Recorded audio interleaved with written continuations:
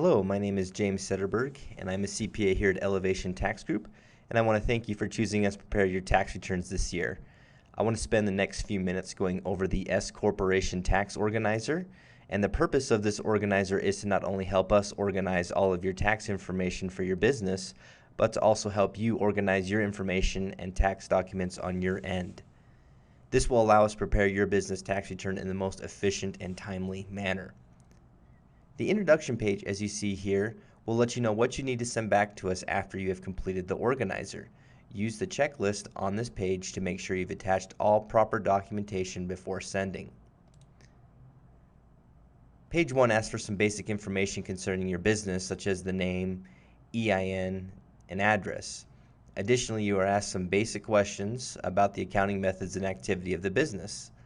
The last question of the Accounting and Product Service Information section asks if we prepared your bookkeeping for the tax year.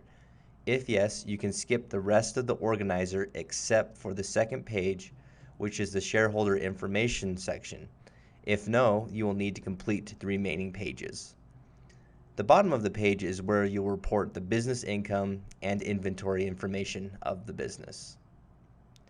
Page 2 is where the shareholder information will be entered. The top part of the page is where personal information will need to be recorded for each shareholder. The bottom part is where you'll need to detail any payments made to the shareholders, such as wages or health insurance premiums, as well as any contributions the shareholders made to the corporation. Page 3 is where you'll report any additional financial information of the business. Notice that some expense items will direct you to other parts of the organizer, such as auto expenses. If there are any ordinary expenses your business incurred that are not covered by these categories, detail these expenses in the Other Expense section located here.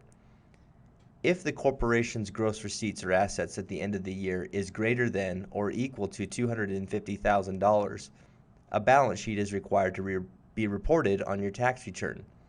If you meet any one of these requirements, complete the corporate balance sheet at the bottom of the page.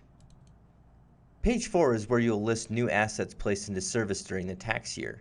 Additionally, if you sold or disposed of any assets you placed into service in a prior year, that information will need to be reported on the right side of the page.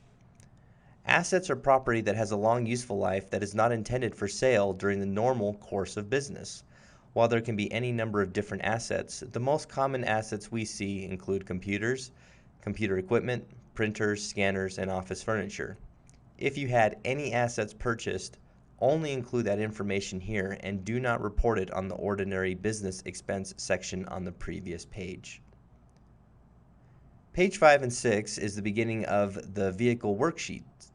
Be sure to read the bullet points listed here and then complete the section if you used a vehicle or vehicles for business purposes.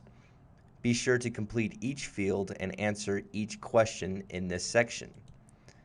The bottom of page 6 also contains the sections for expenses related to your home office.